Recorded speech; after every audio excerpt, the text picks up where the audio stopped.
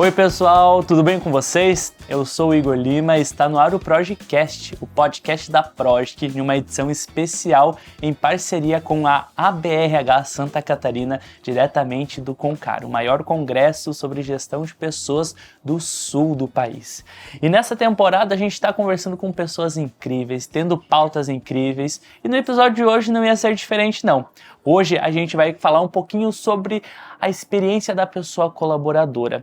Qual técnica está por trás da experiência da pessoa colaboradora para tornar a jornada dela ainda mais encantadora, a fim de reter talentos, a fim de trazer lucratividade para a empresa também, enfim, vários pontos interessantíssimos para a gente conversar. E quem fala comigo sobre esse assunto é a Laura Fontana. Laura, seja muito bem-vinda ao podcast. Muito obrigada, muito obrigada. É um prazer estar com vocês. Vai ser muito bom esse momento, com certeza. Ah, que delícia. A Laura, ela já tem mais de 19 anos de carreira aí no mercado profissional, já teve a oportunidade de desenhar, desdobrar e fazer a manutenção de programas corporativos da área para empresas de pequeno e grande porte, dos segmentos de tecnologia, startup, indústria e consultoria, e nos últimos anos vem se dedicando a implementar um novo modelo de RH mais ágil e com foco na experiência do colaborador. Vocês viram que eu tive que até usar uma colinha, porque é muita coisa, né? E é só uma pincelada, né, Laura? Mas para abrir esse bate-papo, eu queria te perguntar, o que é falar sobre Employee Experience? Acho que é um termo que muitas pessoas vieram a conhecer pós-pandemia, onde as empresas precisavam trazer um diferencial competitivo no mercado, mas qual que é o conceito por trás desse termo e como que as pessoas podem começar a construir o Employee Experience? Legal. Bem, na verdade, os primeiros livros que surgiram sobre o tema, né, eu considero muito a agilidade conectada com EX, né? Então, a Pia Maria lançou a Agile People em 2017 e, na sequência, o Jacob Morgan lança o Employee Experience Advantage, também em 2017. Então, nesse ano é que a gente começa a pipocar o tema aí dentro do mercado e tudo mais. Eu, de fato, observei que em 2017 também a gente tem um vídeo da Deloitte falando, olha, fiquem atentos, ao Employee Experience, porque é uma nova tendência. E eles exploraram bastante num vídeo tudo o que estava acerca disso. Em 2018, eu, por exemplo, comecei a trabalhar numa empresa de tecnologia como executiva de RH. Eu gerenciava os times de business partners e de treinamento e desenvolvimento. E quando eu entrei, o futuro da empresa era o digital. Quando eu cheguei lá, eu me deparei com Customer Experience e também com agilidade. Isso dentro da área de digital. E eu falei, uau, isso daqui é muito impactante. O resultado deles está superando muito as metas. Eu preciso trazer esses conceitos para dentro do RH. Num primeiro momento, eu ainda não conhecia o Jacob, não conhecia a Pia. Então, eu fui usando de livros técnicos mesmo, de agilidade, de tecnologia, para incentivar o meu time a aprender e a começar a desenvolver isso, né? E aí vem um conceito que eu gosto muito mesmo, que é do Simon Sinek, que ele fala, os clientes jamais amarão a sua empresa até que os seus colaboradores a amem primeiro. Então, olhando para tudo isso que eu pensei, se Customer Experience sempre pensa na experiência do cliente e a agilidade está colocando as pessoas no centro, a gente vai ver aqui CX, UX, EX, EX. Eu falei, gente, vamos fazer algo aqui diferente. Eu lembro que quando eu comecei a cuidar disso tudo, eu errei bastante, tá? O meu primeiro Kanban foi cabuloso, meu Deus. A gente errou em sessões de design também, mas a gente tinha dentro do time essa maturidade de entendimento que fazia parte do processo de aprendizagem, né? E o resultado dessa construção usando métodos ágeis, usando o design, foi uma experiência do colaborador muito, muito impactante, que é quando começa a minha jornada com o EX de fato, onde a gente transforma um onboarding que era super chato, piegas, daqueles que as pessoas ficam dormindo dentro da sala, literalmente, em algo que extravasa para fora da companhia. Porque a gente tinha colaboradores que eram alocados em clientes, eles começaram a falar do negócio para os próprios clientes, começaram a comprar mais coisas da gente, porque não sabiam o que a gente fazia, e a coisa foi expandindo, assim, ganhou uma proporção muito grande, né? Esse ano já é 2019 e para mim foi muito especial porque eu cheguei a palestrar no CONAR, fui em vários eventos muito grandes aí do mercado de RH. E o que eu aprendi é que a experiência é tudo aquilo que a pessoa, durante aquela jornada que ela está experienciando, ela vive, ela pensa e ela sente. E tá em tudo. A grande diferença entre um momento comum e um momento que importa é esse cuidado que a gente vai ter de colocar as pessoas no centro, de fazer com elas, não para elas. Então, isso muda o jogo, isso muda todo o resultado. Então, a gente tem algo realmente que a pessoa fala, pera, eu tô vivendo um momento, uau, o que aconteceu aqui? Porque a gente, na verdade, entregou algo que ela ajudou a construir. Eu lembro que nesse projeto que eu comentei com vocês do onboarding, por exemplo, as pessoas, como elas ajudaram a desenrolar toda a estratégia, o desenho ali do design, então, pessoas participaram da imersão, pessoas que participaram da ideação, pessoas que foram convidadas a prototipar com a gente, elas se sentiam tão donas daquilo tudo que elas vendiam para a própria empresa a ideia, porque a ideia não era do RH, a ideia era delas, para elas. Então, todo mundo queria fazer parte. E aí tem um ponto que é bem sensível e que eu preciso colocar. Hoje ainda, dentro do RH, a gente vive um universo de ego em alguns momentos. Então, assim, eu te dou um problema e aí você faz o seguinte, eu sou o especialista, eu resolvo o problema, eu que tenho que fazer a solução acontecer. E mais do que isso, eu quero fazer isso daqui acontecer, eu quero desenhar tudo isso para mostrar para cima que eu sou importante, para mostrar para cima que eu fiz uma coisa legal. E não é sobre o RH, não é sobre o seu umbigo, não é sobre você. É sobre o coletivo, é sobre construir algo para o todo, é trazer uma realidade para as pessoas que faça sentido para elas. Porque no dia a dia, são as pessoas que estão ali fazendo toda essa engrenagem acontecer. Não é o seu ego. Total. Total. Eu acredito que seja muito isso, porque quando a gente faz os projetos, quando as pessoas que cuidam de outras pessoas desenham os projetos pensando de fato nas pessoas e não como que aquilo vai vender a imagem da pessoa, fica genuíno, fica verdadeiro. E aí o engajamento, a felicidade e todos esses pontos que é o desejo dos RHs em conquistar, as empresas também querem conquistar isso, ele se torna orgânico, as coisas acontecem de modo natural porque é verdadeiro. Agora, se eu vou trazer um benefício aqui, vou aumentar o meu vale, mas a cultura é tóxica, não existe equilíbrio, porque uma coisa não substitui a outra, tem que ser desenho realmente preocupado. Mas benefício agora é legal, é interessante, é legal, mas minha liderança é tóxica, minha liderança está fazendo com que as minhas pessoas colaboradoras saiam da empresa. Então, não vamos investir no benefício, vamos investir em um desenvolvimento de líderes que é muito mais efetivo. Eu acho que é essa genuinidade do real interesse dos RHs que é o X da questão, né? E tem um ponto sobre isso que você colocou que é muito importante, né? Eu vou falar algo, quem me conhece vai ouvir de novo, tá? Vou avisar.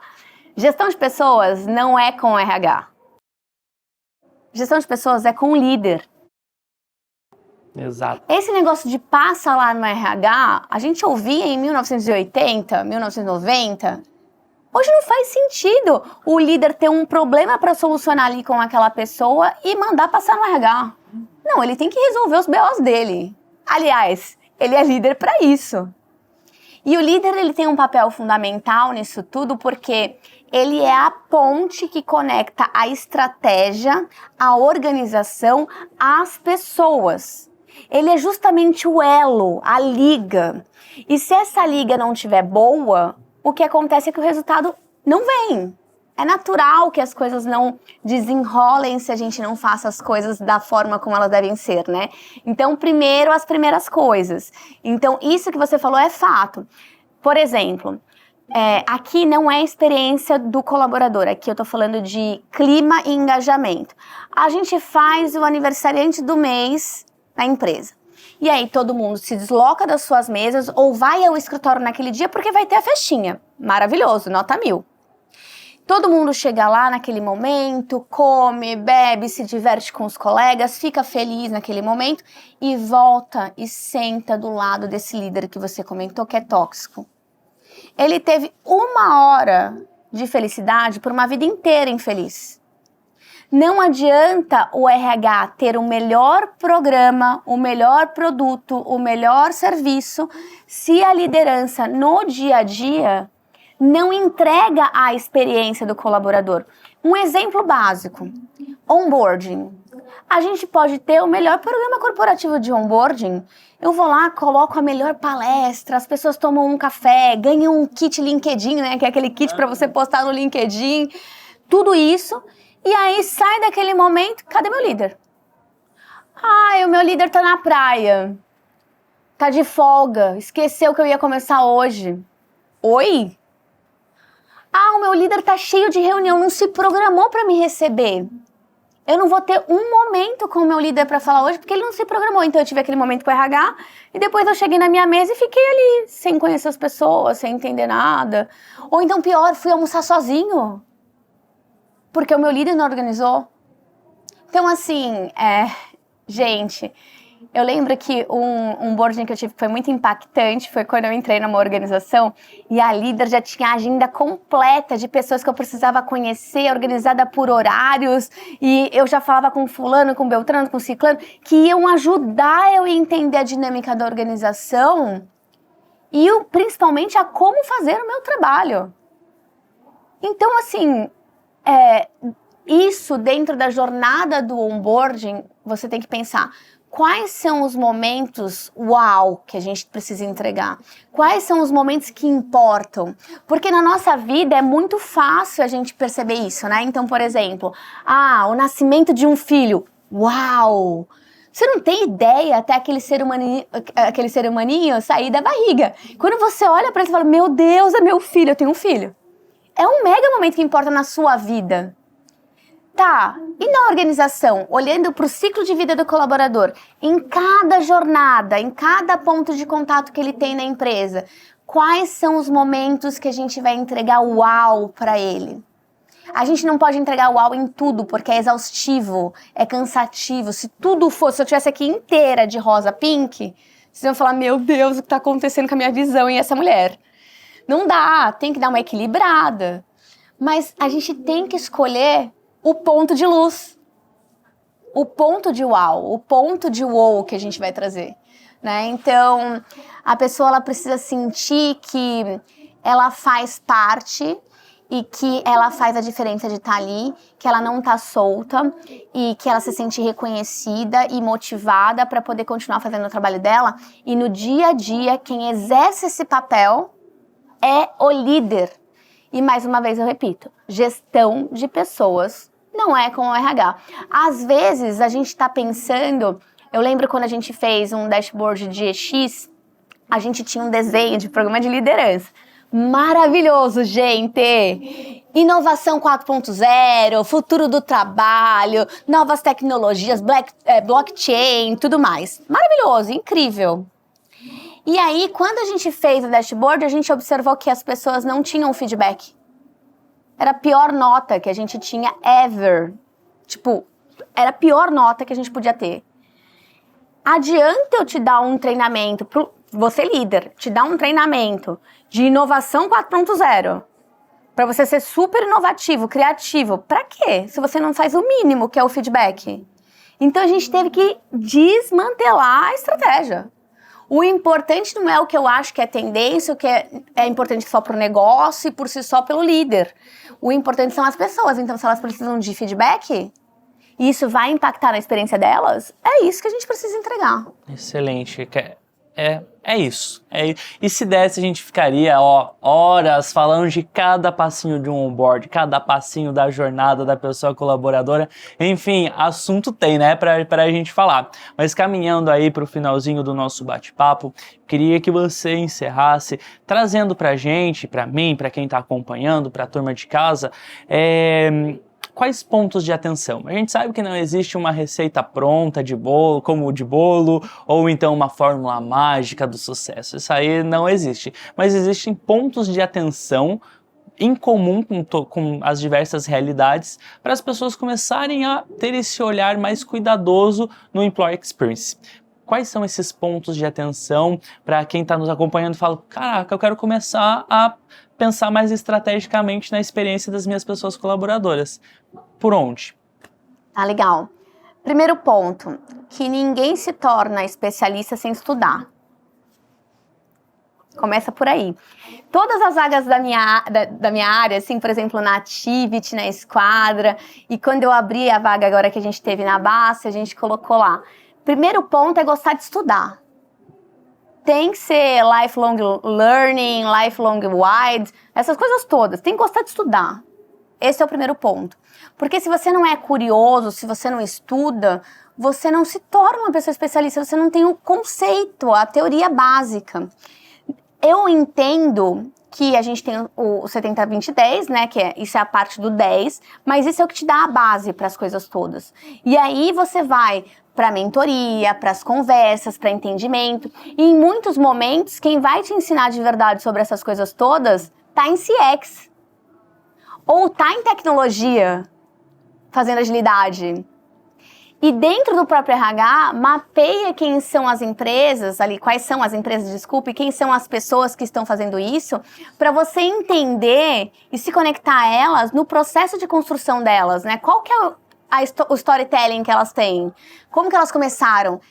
Primeiro, né? Elas estão fazendo Employee Experience de verdade ou elas simplesmente mudaram o nome da área para People Experience ou Employee Experience porque tá na moda e tá fazendo mais do mesmo? Então, primeiro você dá uma filtrada ali e conhece as pessoas. E, por último, eu acho que tem muito da gente experimentar, da gente testar e a gente parar de ter medo do colaborador e chamar ele pra mesa. Conversar com ele e falar assim, cara, estamos com um projeto, vamos fazer junto essa parada, responde aqui algumas perguntas, vamos mergulhar, traz a inteligência dos dados, cruza tudo isso, tem uma hipótese para resolver, a gente vai para a ideação para resolver o problema, traz ele para a mesa de novo para ele pensar junto com a gente e a gente vai se surpreender, porque eles têm ideias incríveis. Às vezes você fala assim, a pessoa está na operação, não sabe nada, mas sabe muito e vai te ajudar demais.